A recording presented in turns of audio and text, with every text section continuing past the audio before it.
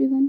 जैसा कि हम सभी देख रहे हैं कि जो काफ़ी लंबे समय से अवेटेड थी सीडीपीओ जेपीएससी सीडीपीओ की बहाली, वो इसकी एडवर्टीजमेंट फाइनली निकल चुकी है और इसमें जो कुल पद निकाले गए हैं आज हम उन्हें देखेंगे विस्तार से।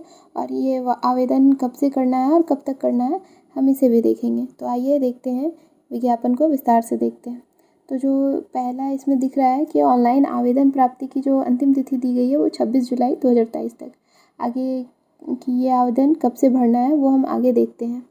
ये जो है महिला बाल विकास तथा सामाजिक सुरक्षा विभाग में बाल विकास परियोजना पदाधिकारी के पदों पर सीधी नियुक्ति परीक्षा की गई। किसके थ्रू ये एग्ज़ाम कंडक्ट करवाया जाता है? तो जेपीएससी द्वारा।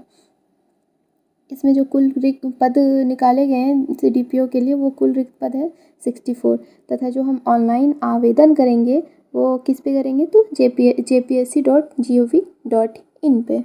फिर हम देखते हैं रोस्टर के अनुसार जो पदों की वेतनमान है, जो हमारी सैलरी होगी तथा क्या शैक्षणिक योग्यता है तथा कोटिवार रिक्ति की जो विवरणी है इसे हम यहाँ देखेंगे।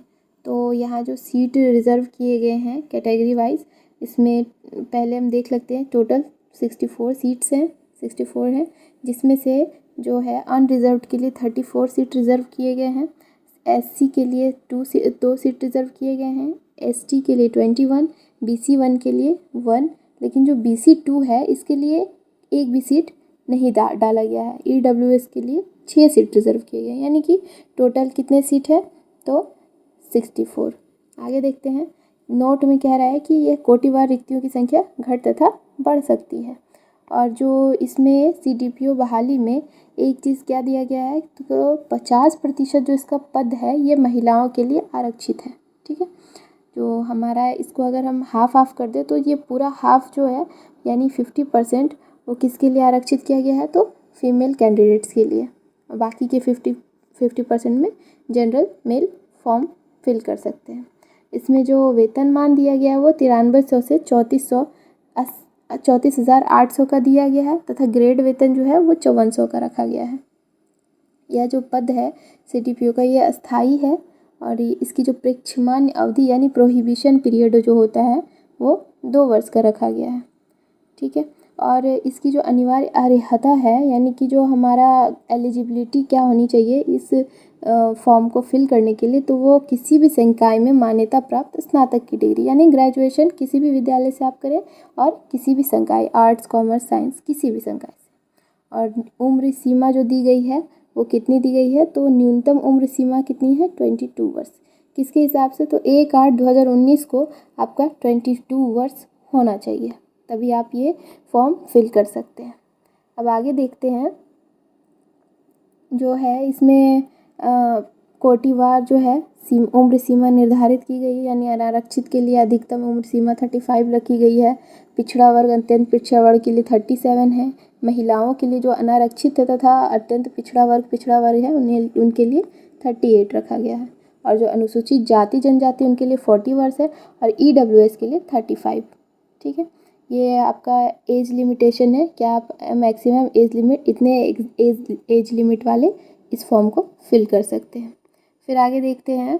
कह रहा है कि जो ये इस परीक्षा का जो स्वरूप है ना, एग्ज़ाम जो होगा कंडक्ट किया जाएगा वो 3 फेज़ में किया जाएगा। एक तो हमारा हो जाएगा प्री, ठीक है, फिर हो जाएगा मेंस, फिर आता है जो प्री जो होता है वो आपका ऑब्जेक्टिव होता है एमसीक्यूज टाइप, और जो मेंस जो होगा वो आपका सब्जेक्टिव होगा।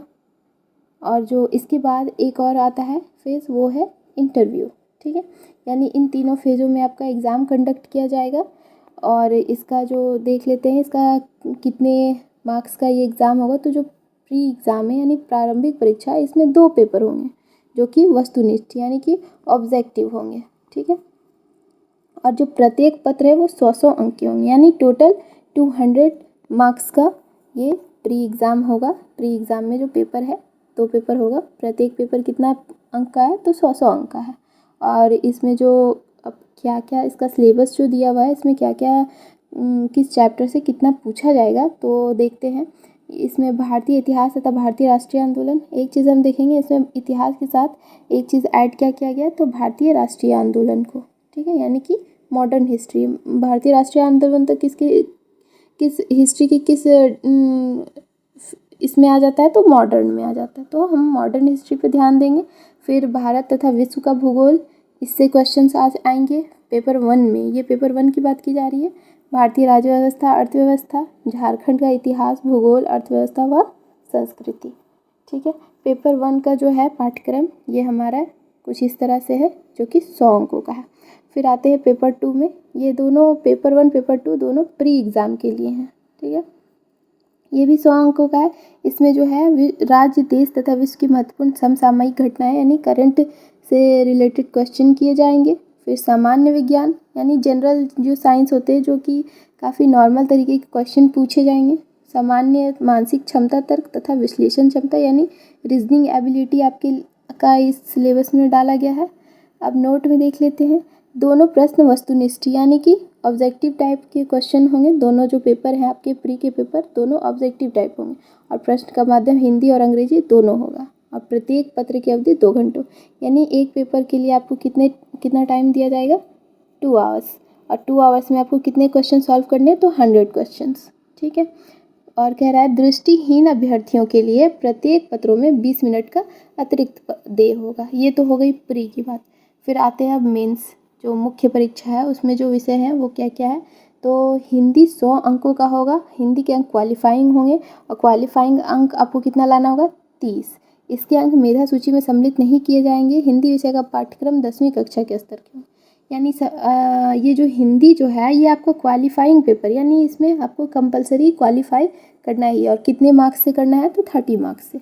और इसको जो है ये मेरिट लिस्ट में इस नंबर को शामिल आपका नहीं किया जाएगा। जो आपका रिजल्ट बनेगा प्री मेंस एंड इंटरव्यू का, इसमें हिंदी को इस वाले पोर्शन को शामिल नहीं किया जाएगा। ये सिर्फ आपके क्वालिफाइंग पेपर है तथा इसका जो पाठ्यक्रम जो होगा वो 10वीं कक्षा के स्तर का होगा। आगे देखते हैं। फिर आता है समान अध्ययन। ये 2 पत्र 100 अंकों के, प्रत्येक 100 अंक के होंगे। पहले जो CDPO का एग्ज़ाम होता था उसमें ये पोर्शन एक ही पेपर होता था इसमें। ठीक है, लेकिन अब इसे बढ़ा करके 2 कर दिया गया और प्रत्येक पत्र कितने अंकों का होगा, 100 अंकों का। फिर आते हैं तीसरे नंबर पे वैकल्पिक विषय। इसमें आपका कौन कौन सा है, गृह विज्ञान, मनोविज्ञान, समाजशास्त्र, श्रम एवं समाज कल्याण। तो वैकल्पिक विषय यानी ऑप्शनल पेपर में हम हमेशा देखते हैं नॉर्मली लोग श्रम एवं समाज कल्याण लेते हैं। क्यों, क्योंकि ये जो आपका सब्जेक्ट है इसमें सिलेबस काफ़ी कम होता है तथा इसमें मार्क्स बहुत ज़्यादा आपके आने के चांसेस होते हैं, इसलिए इसे ही लिया जाता है। जनरली इसे ही लोग लेते हैं, बट आप कोई भी चूज कर सकते हैं, गृह विज्ञान, मनोविज्ञान, समाजशास्त्र या श्रम एवं समाज कल्याण। ठीक है, फिर आते हैं, कह रहा है कि वैकल्पिक विषयों के 2 पत्र होंगे, यानी वैकल्पिक जो विषय होगा आपका वो 2 पत्रों का होगा और प्रत्येक जो पत्र है वो 200 अंक का होगा, यानी कि 200 400 अंक का। ठीक, फिर कह रहा है कि मुख्य परीक्षा हेतु विषयों के पाठ्यक्रम आयोग के वेबसाइट jpsc.gov.in पे उपलब्ध है। अभ्यर्थी द्वारा लिखित मुख्य परीक्षा हेतु वैकल्पिक विषयों में से किसी एक वैकल्पिक विषय का चयन किया जाएगा। यानी जो आपको वैकल्पिक विषय दिए गए ये चारों, इसमें से किसी एक वैकल्पिक विषय का चयन करना पड़ेगा। लेकिन और जब चयन आप कर चुके होंगे तो उसमें परिवर्तन नहीं हो पाएगा। तो सोच समझ के आप फॉर्म फिल करिएगा कि आपको कौन सा वैकल्पिक विषय चूज़ करना है। फिर आते हैं, ये हमारा हो गया मेंस। ठीक है, प्री देख लिया हमने, फिर आ गया मेंस। अब हम आते हैं इंटरव्यू पे। ठीक है, तो इंटरव्यू में जो है मुख्य परीक्षा में उत्तीर्ण अभ्यर्थियों के लिए झारखंड लोकसेवा आयोग द्वारा 50 अंकों का साक्षात्कार आयोजित किया जाएगा। तत्पश्चात आयोग द्वारा अंतिम मेधा सूची का तैयार की जाएगी। जो हमारा इंटरव्यू है कितने मार्क्स का होगा, तो 50 मार्क्स का होगा और इन तीनों को मिला के आपका जो है मेरिट लिस्ट तैयार किया जाएगा।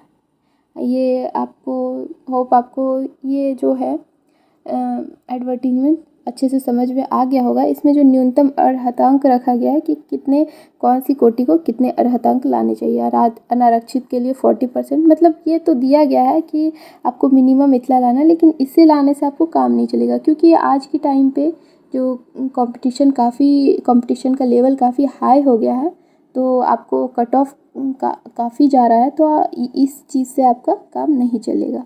ठीक है, फिर है निशत निःशक्त अभ्यर्थियों के लिए भी कुछ निर्देश दिए गए हैं। फिर आरक्षण का लाभ भी है। आरक्षण का लाभ किसे मिलने वाला है, तो झारखंड के जो स्थायी निवासी हैं उन्हें ही आरक्षण का लाभ मिलने वाला है, जिसमें क्या लिया जाएगा, निवासीय, जातीय, आय, संपत्ति प्रमाण पत्र वगैरह। ठीक है, फिर आते हैं, ये सब हो गया, सब दिए गए हैं। तो ये देख लिया हमने। एडवर्टीजमेंट जो परीक्षा शुल्क है वो कितना लग रहा है, तो जो अनारक्षित हैं, आर्थिक तथा आर्थिक रूप से कमज़ोर नागरिक है, EWS, अत्यंत पिछड़ा वर्ग है और पिछड़ा वर्ग है, इस श्रेणी के उम्मीदवारों को 600 रुपये लग रहा है।